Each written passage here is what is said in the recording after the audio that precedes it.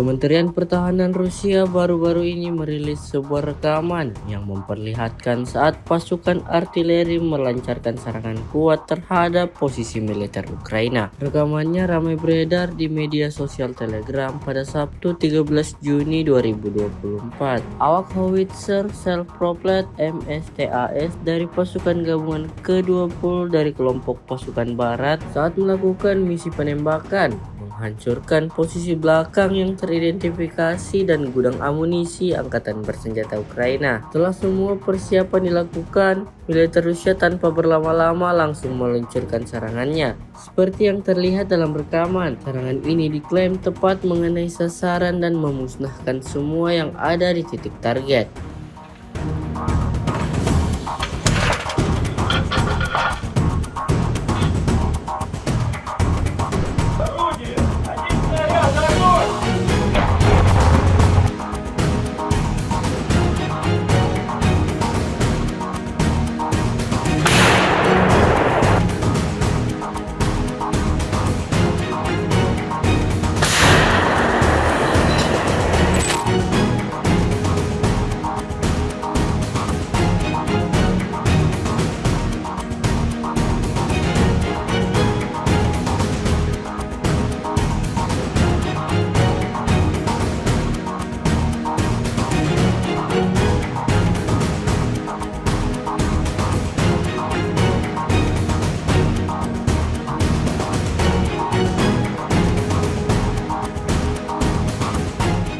Download Tribun X sekarang, menghadirkan lokal menjadi Indonesia.